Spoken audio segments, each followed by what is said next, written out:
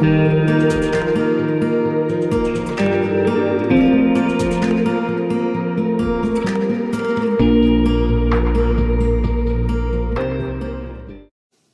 you?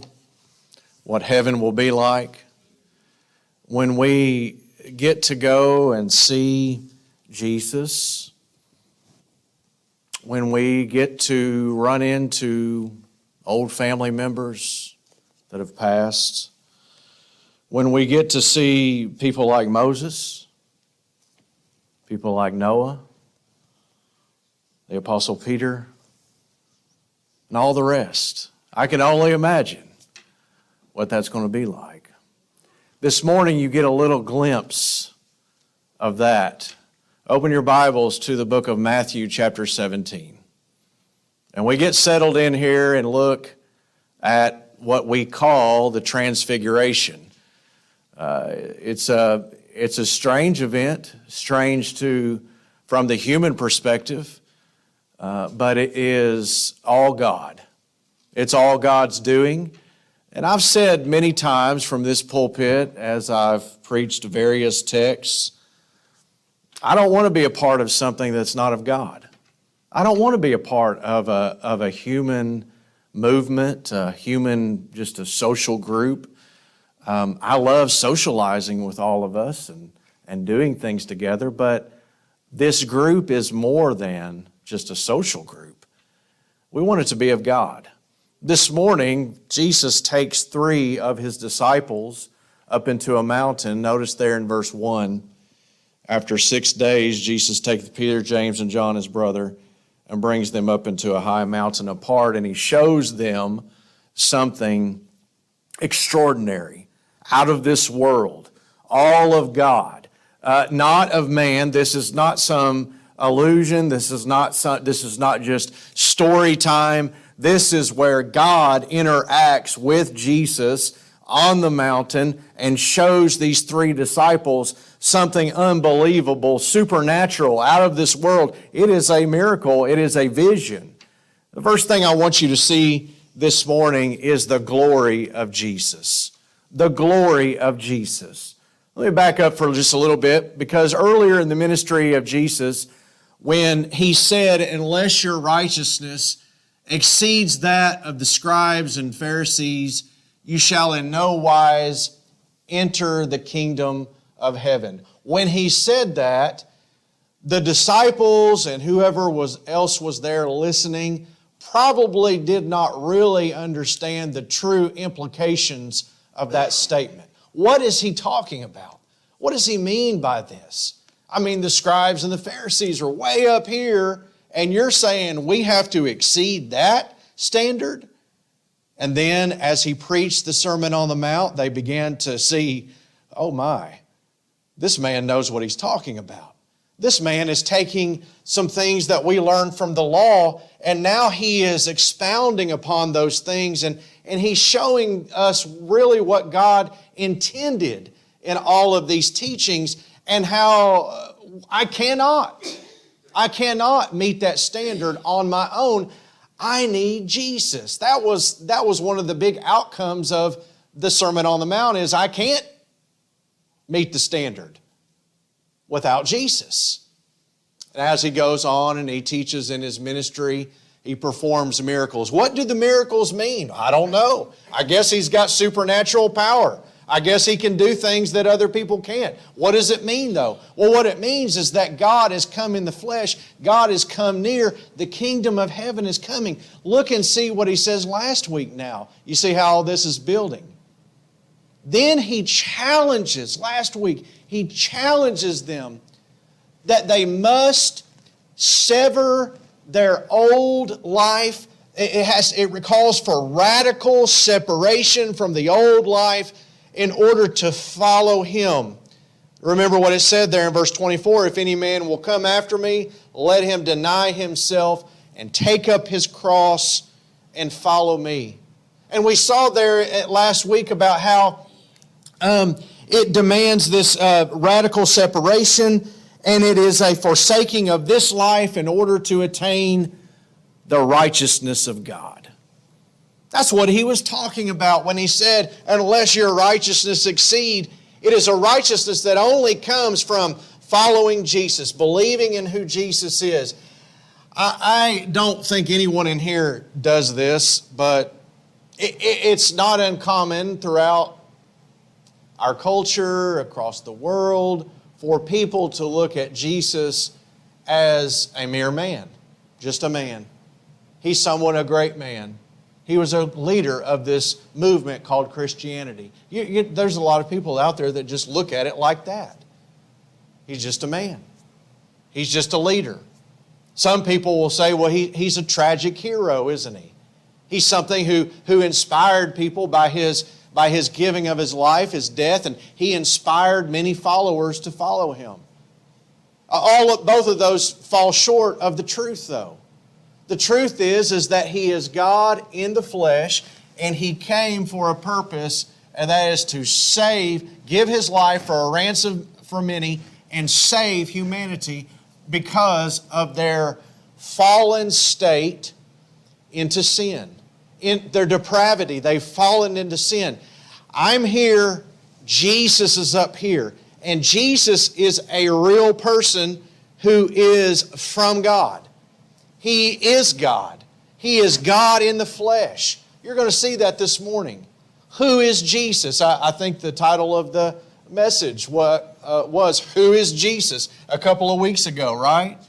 And then last week it was following in the path of Jesus. Who is He? Well, you're about to see who He is, and He's going to show you, first of all, the glory of Jesus. There's some very strong parallels. I'm going to say this one more thing, and then we're going to dive right into the exposition of the text. But you're going to see some very strong parallels with Exodus chapter 24. You might want to jot that down or bookmark it. If you have a little gum wrapper with you, turn over there and hold that spot, because I may flip back there and look at it a couple of times. In Exodus chapter 24, it is when Moses was preparing to go to the top of Mount Sinai. The first thing that jumps out to you is this thing of 6 days. Notice in Matthew chapter 17, he says after 6 days. What do you think he is talking about here? Well, I think what he's talking about after 6 days is when he says there at the end of chapter 16, there be some standing here which shall not taste of death till they see the Son of Man coming in His kingdom. And it looks like to me that this coming into His kingdom means some type of revelation of Jesus assuming His eschatological role, and what I mean, His end-time role, His ultimate destiny, His ultimate place where He is going to rule and reign the earth. Did you know that Jesus is not dead? He died, but He's been risen from the dead. And He is going to rule and reign forever on the kingdom, on the throne of David. He is the Son of David. And so He's going to sit on that throne and rule and reign forever. In the time here where the disciples are, He's not there yet, is He? But they're going to see a glimpse of what He really is. Notice what it says there. It says after 6 days, Jesus takes Peter, James, and John, His brother. Let me stop right there. And there's this parallel I just alluded to a second ago. In Exodus chapter 24, it says that Moses went up to a high mountain and he took 3 people. Isn't that funny? He took Aaron, he took Abihu, and he took Nadab up into a high mountain, also 70 elders. But He took those 3 that were close to Him. Jesus takes 3, Peter, James, and John. And by the way, Peter, James, and John are the first 3 out of 4 that He called. That's kind of interesting too. They are very privileged. They are very blessed to see. I think that's what Jesus meant when He said, there are some standing here who will not taste death, or they won't die. Before you die, you will get to see a glimpse of what Jesus is going to be like when He comes coming into His kingdom. And here we are in verse 1, and He has 3 that He takes, just like Moses, takes them up to Mount Sinai. Let me stop right here because I don't want to stay here all day with this. It's a really neat parallel. It's really cool, but let's don't miss the point of the text. What happened on Mount Sinai? Moses encountered God. That's the point. That's the parallel. What happens when Jesus takes Peter and James and John up on the mountain? And by the way, we don't know what mountain this is. It's a high mountain. He takes them up there. And what happens? They encounter God. Ironically, they're going to run into a couple other fellers up there. But notice there in verse 2, and he was transfigured before them. That word transfigured, don't let me, I don't want to ever be the blame for confusing you. But this word, it comes from our English word where we translate it metamorphosis. That's the Greek word, metamorphoso. It means to change. It means to change the form of. Now here's why I said I don't want to confuse you. Don't think that Jesus, in His essence, changes. He still is who He is. It is that His form to the disciples is changed. Jesus, from His very birth, is the same all the way to His very death. He is still Jesus. He is still the Son of God. What I'm trying to tell you is this: He didn't become the Son of God right here. What it means, though, is His appearance was changed before them. And so they're on this mountain. He says He was transfigured before them. You see that right there. As they were standing there, and here is the meaning of it, that He was changed, His form was changed to them. To them. Jesus was always who He was, but He was transfigured before them. And notice how this is elaborated on. His face did shine as the sun, and His raiment was white as the light. This brightness that was reflected from Jesus, it seems to be coming from His inner being, who He is. Now the disciples are starting to realize who He really is. He really has the glory of God within Him. He is going to demonstrate before us the glory of God. I got to jump back to Exodus 24 one more time. Some of you, I think you might have been glancing at it a while ago. That's good. Did you see that part where it says that Moses' face shined? It was reflecting and he even had to put a veil over his face because his face was so bright. Jesus does the same thing here. And so, interesting parallel there. I was, and maybe I'm just way out here. But I was thinking about this bright light, this white. Mark talks about it, and the reason there's a reason I came up with this. In Mark, it says something about it was bleached out. It was so white. It was the whitest white you could ever come up with. What does that look like? I don't know. You probably want to put some sunglasses on. It was so bright. And I thought to myself for a minute, what is this? Well, it has to be just the glory of God. It is just the glory of God, and it exceeds any kind of visual that we could ever come up with. Man can probably try to produce the whitest light it could, but it would still never match the glory of God. The glory of God is matchless. It's unmatchable. You can't reproduce it. You can't show it to anyone. It can only be seen through God Himself. And that is the point that we're seeing here about Jesus, is that you can only encounter the glory of God and through Jesus Christ. This is the crazy thought I had. I'm going to share it with you. Don't laugh at me, okay? When you're sitting and you're reading and you're meditating, you sit back and in your little simple human mind, Can you imagine me with my feet propped up and my hand on my chin? And I thought to myself, I wonder if the colors in heaven will be a little bit brighter. If things will probably look a little bit different than they do on this earth. Now, I don't know that. Those are some things I'm sharing with you that I thought about. And then I thought, you know what, that might be true. Because the glory of God is going to be shining so brightly that I bet things are going to look different. I bet the visual representation of things are going to look different. And then I thought, you know what? Just to support that thought, that crazy idea, this earth is under a curse. And it's dark. And on that day, it happened to be cloudy, so it even supported. Anyway, we don't know. We don't know, but here you see the glory of God, and it's matchless, it's unmatchable, and it is only encountered through God Himself. Now notice what happens in verse 3. And behold, and by the way, Matthew uses behold in this narrative more than I think any other narrative in his gospel. And he's doing that because this is a very dramatic scene.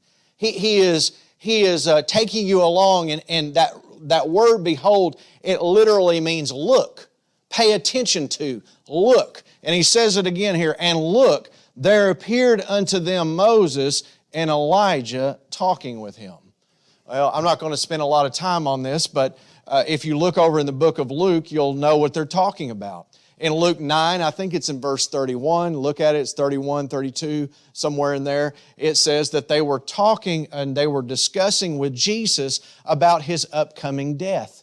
That they were talking about His passion. They were talking about what His purpose was. And that reminds us of a very important truth and a very important fact about Jesus, is that Jesus is solely and wholly focused on His mission to come and save the world. That's what Jesus is all about. That's what He's all about. That's what He's here for. And so Moses and Elijah, Moses was used by God to bring Israel out of Egypt, and he was used to convey and communicate the law of God to His people. He was a deliverer. Who is Jesus? Jesus is also a deliverer of His people. And then Elijah, you know Elijah, he was a great prophet. Elijah was rejected by his people. Jesus is also rejected by His people. I got to throw this one thing in there, and I know you're probably wondering, in Revelation chapter 11, are these the two witnesses? They could be.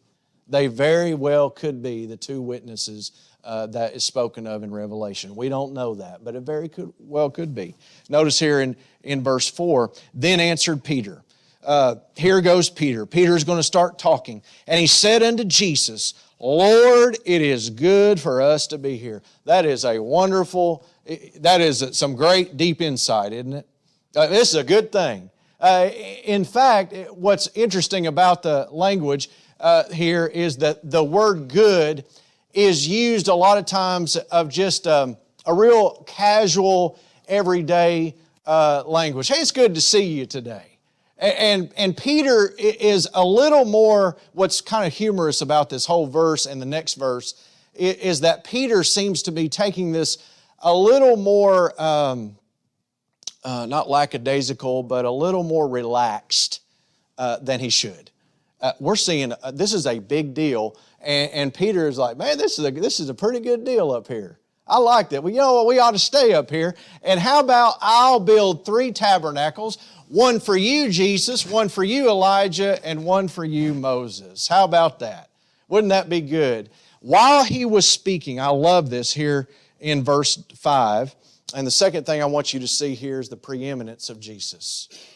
First of all, the glory of Jesus. Second of all, the preeminence of Jesus. While he was still speaking, do you see the humor in that?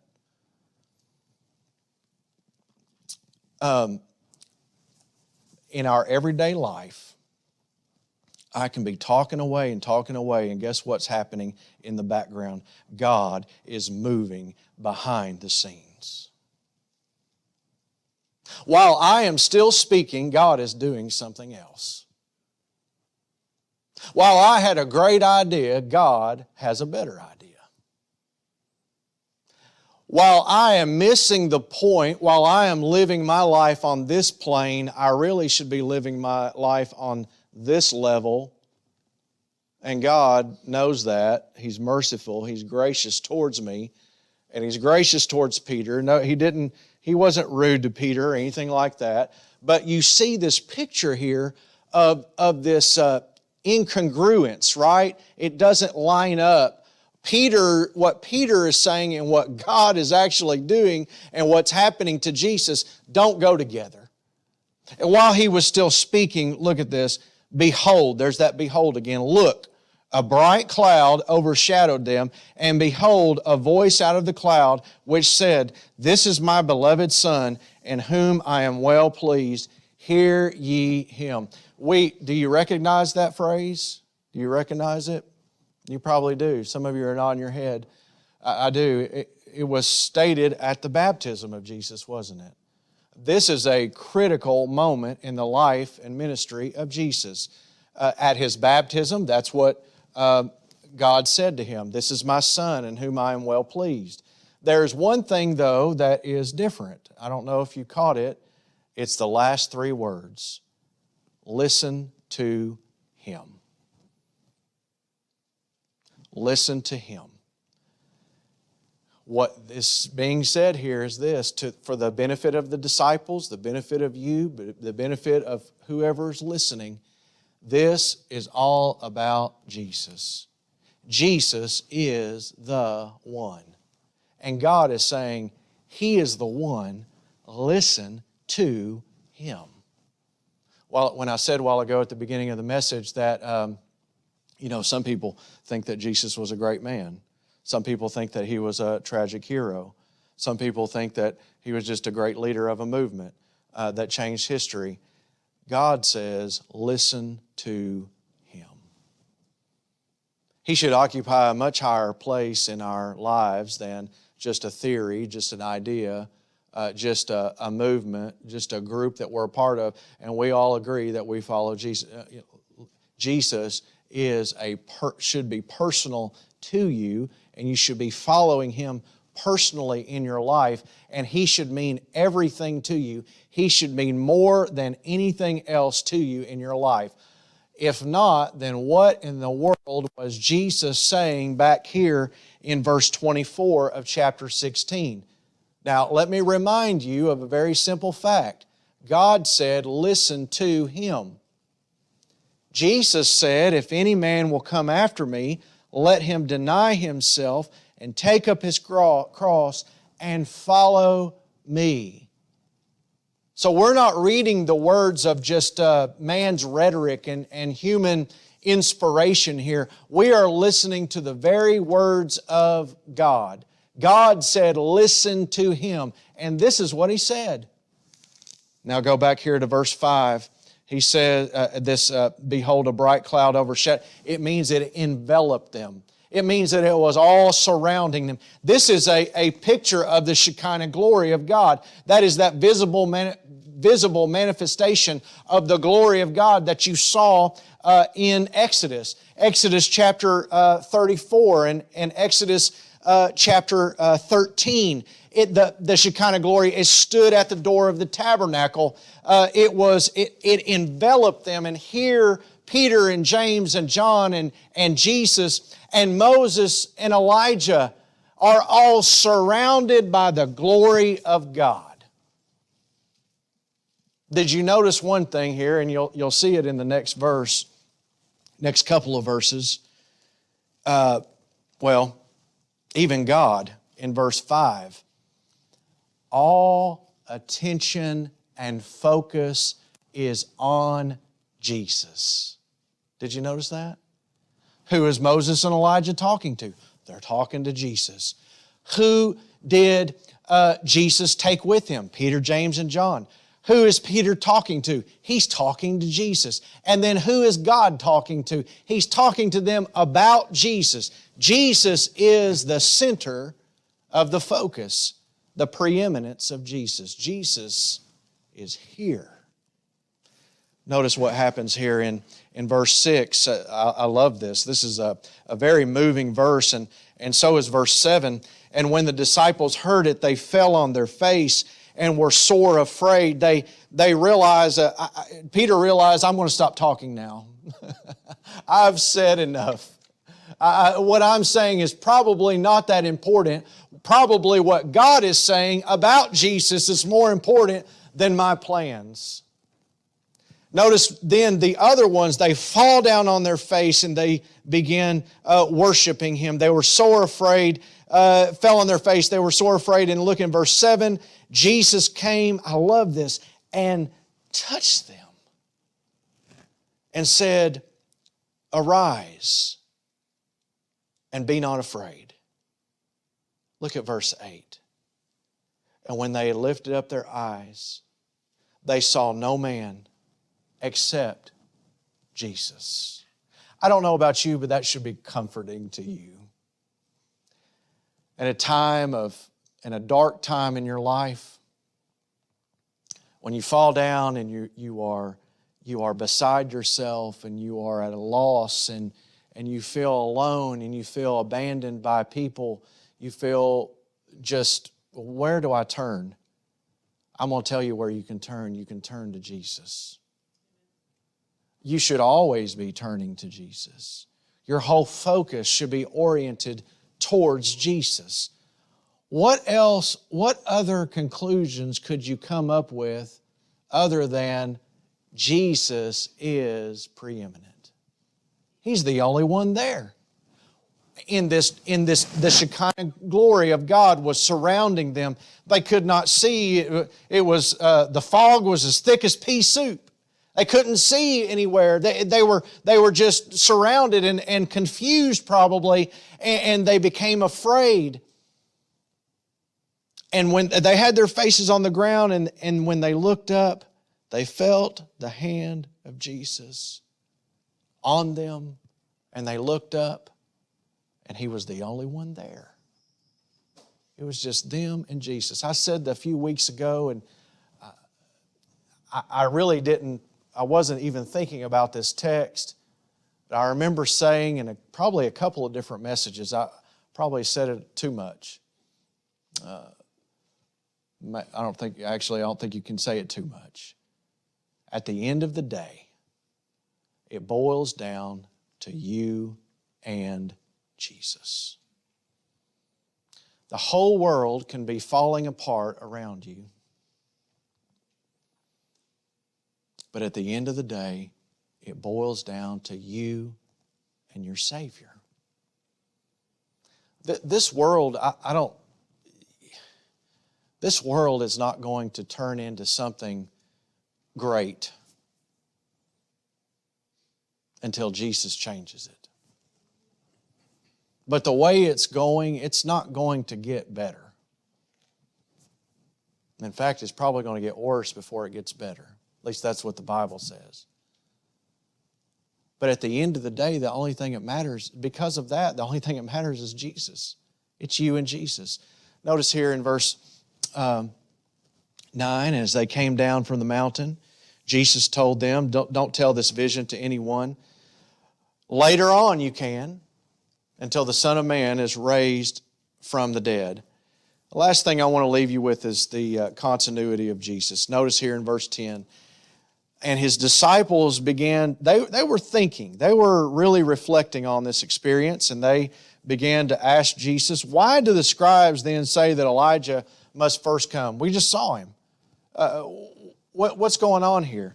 Well, Jesus answered and He said, Elijah truly shall first come and restore all things. But I say unto you, here is where He corrects their misunderstanding of when Elijah is going to come and who Elijah is. Notice here He says, Elijah has already come and they knew Him not. I want to stop right here. This is the last thing I'm going to leave with you, is that little phrase, and they knew him not, I guess two little phrases, but have done to him whatever they listed or whatever they wanted. Listen to me very carefully, is that what they did to John the Baptist was not something that they couldn't help. They could have recognized John the Baptist for who he was if they had had eyes of faith. And they could have recognized Jesus for who He was if they had eyes of faith. If they really were in tune with God, they would have read their Bibles, they would have looked back, they would have read the prophets, and they would have seen all of the signs and the fulfillments that Jesus was doing in their midst. And they would not have rejected John the Baptist, nor would they have rejected Jesus. That's what these verses are about. But here is what's really happening, is that God's redemptive purpose moves on. And He sent the forerunner, John the Baptist, and he was the Elijah-type figure. Where are we getting this? Well, we're getting this from the last two verses of the Old Testament. Did you know that? Read the last two verses of the Old Testament. Malachi 4, verses 5 and 6. And it speaks of an Elijah-type figure that was going to come.